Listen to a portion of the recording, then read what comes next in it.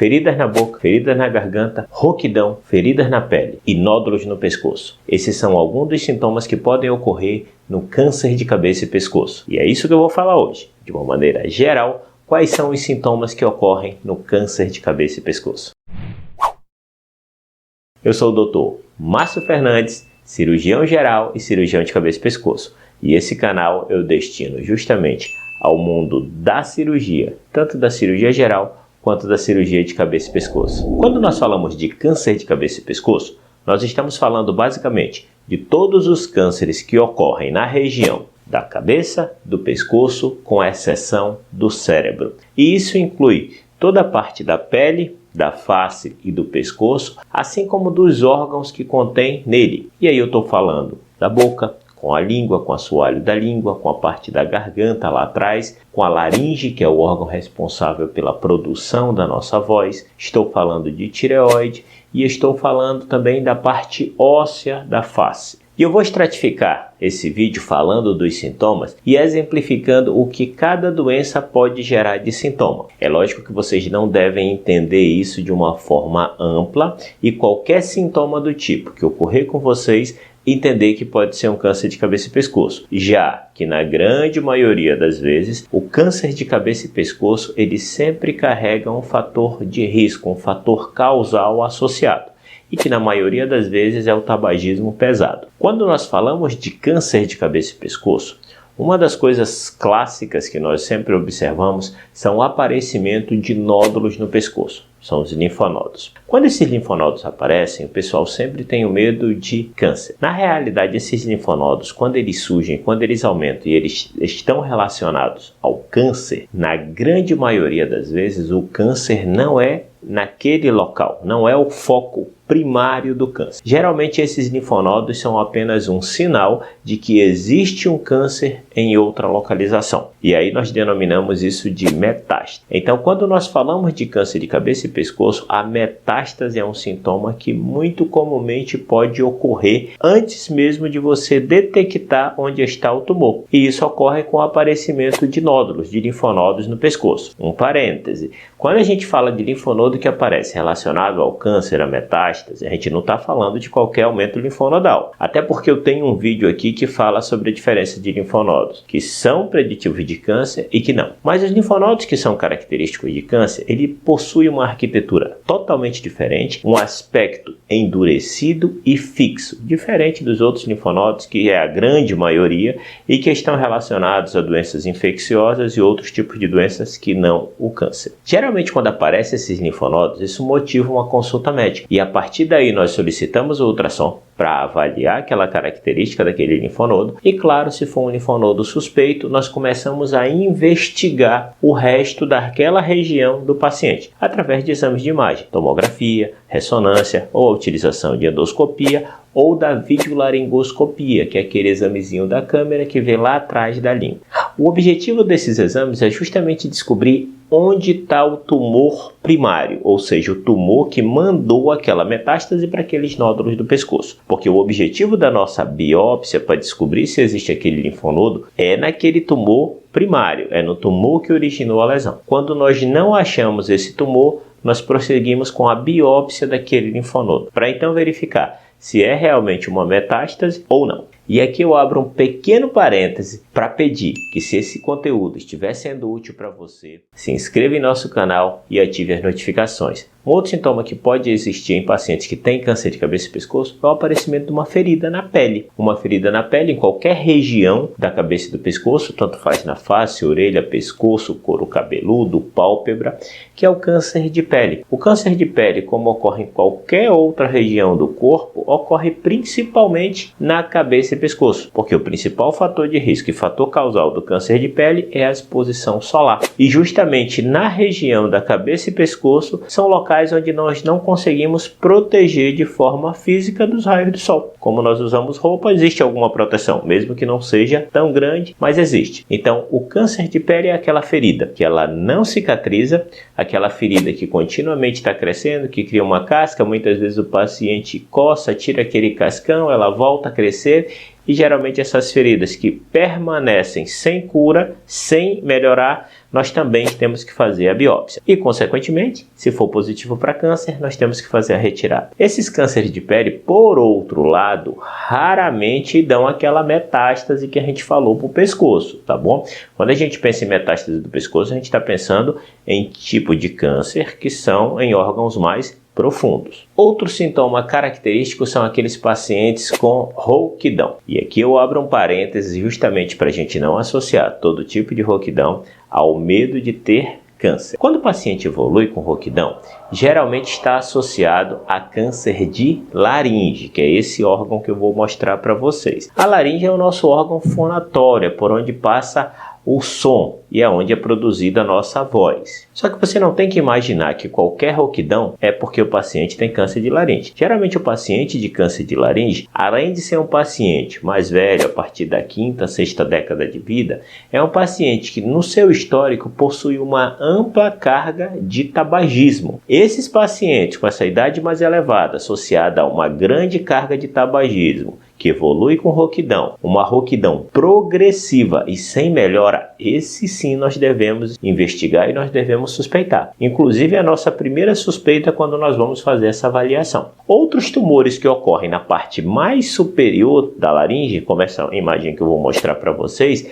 elas também conseguem modificar a voz do paciente, por um motivo simples. Imagina que se você tem uma afta, você já tem dor, você já incomoda, até às vezes altera a sua fala só por você ter uma afta. Agora imagina você ter um tumor, uma ferida na base da sua língua. Consequentemente, você não vai conseguir articular as palavras da maneira correta, porém não vai ser uma rouquidão como é no caso do câncer de laringe. Você vai ter uma voz mais arrastada, tipo assim uma voz de bêbado. Por quê? Porque ele não consegue falar da maneira correta, porque ele está com aquela ferida na boca e ele sente dor quando ele vai utilizar a língua para articular as palavras. Um outro sintoma característico, e que esse a gente sempre bate na tecla da preservação e do autoexame, são quando ocorrem feridas na boca. Quando ocorre ferida na boca, geralmente esse paciente também tem fatores de risco associados, como o fumo. Só que essa ferida na boca é um tipo de ferida que ela não cicatriza. Então, se você tem uma ferida na boca que ela ultrapassa 14 dias e ela não cicatriza, mas ela também não está tendo melhora, ou seja, ela está tendo uma piora progressiva,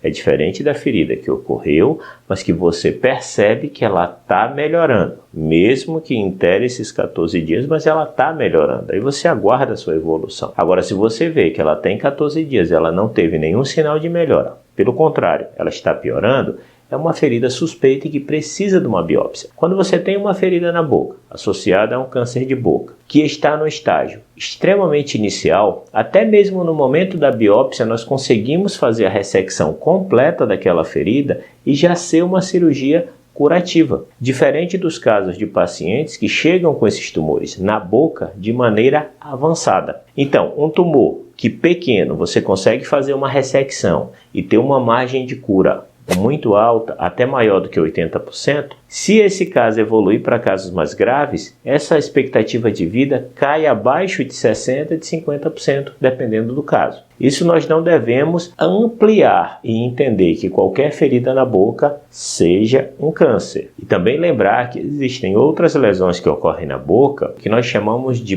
pré-cancerígenas, que são a leucoplasia e a eritroplasia. Essas doenças, quando nós detectamos no paciente que elas são lesões que permanecem na boca do paciente, também é indicativo de realização de biópsia. Essas lesões são lesões que nós devemos monitorar e nos manter sempre ativos observando essas lesões. Depois da biópsia realizada e confirmada a benignidade, qualquer alteração que ocorram nesses locais devem ser puncionados e biopsiados novamente. Um outro sintoma que também é parecido com o do câncer de boca é o de orofaringe. Orofaringe é a garganta, é aquela parte lá de trás da língua, que fica atrás daqueles arcos bem do lado da amígdala, que é o câncer de orofaringe. O câncer de orofaringe, assim como o câncer de laringe, o câncer de boca, tem como um dos principais fatores causais o fumo, o tabagismo. Mas hoje em dia já se tem uma comprovação muito forte que o HPV, isso mesmo, aquele vírusinho que é transmitido por via sexual, tem um forte fator causal do câncer de orofaringe, principalmente em jovens. E essa é a característica do tumor de orofaringe que é causado pelo HPV. Ele acomete pacientes mais jovens.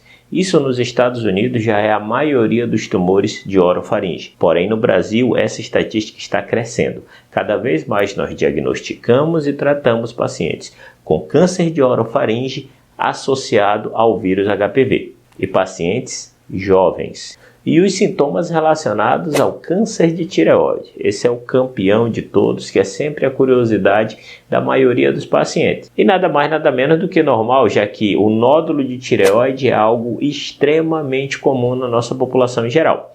Se você pegar aleatoriamente, existem estudos que relatam que até 68% dos pacientes que vão fazer um ultrassom da região cervical, sem que tenha tido uma queixa específica de um nódulo de tireoide, vá fazer um ultrassom, eles descobrem que tem nódulo de tireoide em 68% dos casos.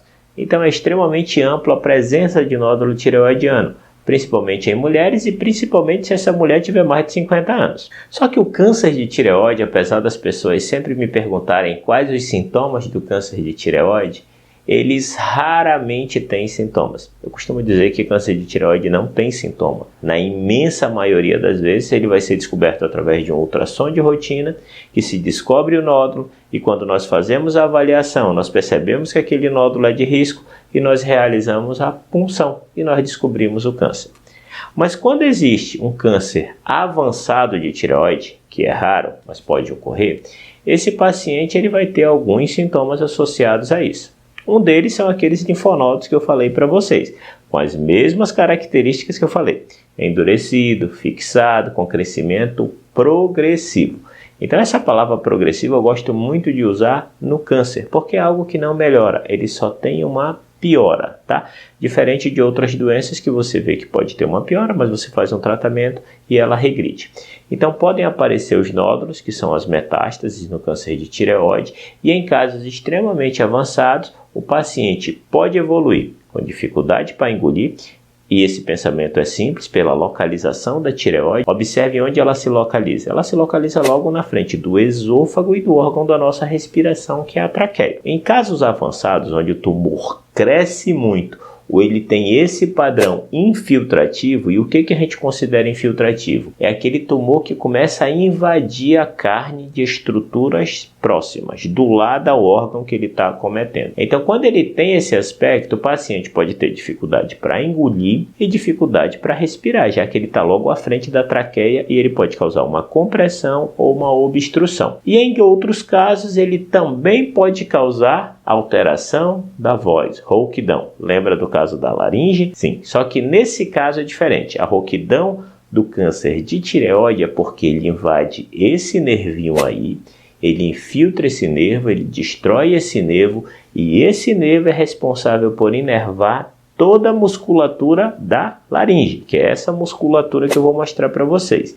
Se essa musculatura não tiver funcionante, não existe produção de voz de maneira adequada. E aí vem a rouquidão relacionada ao câncer de tireoide. Pessoal, esses são os principais sintomas do câncer de cabeça e pescoço. Se restou alguma dúvida, pergunte nos comentários, que eu adoro responder o comentário de vocês e interagir com vocês. Esse conteúdo é produzido com extremo carinho, com o objetivo de ajudar vocês. Se agregou alguma coisa, considerem a possibilidade de se inscrever em nosso canal. Não esqueça de nos seguir na nossa rede social. Um abraço a todos, logo mais nos vemos.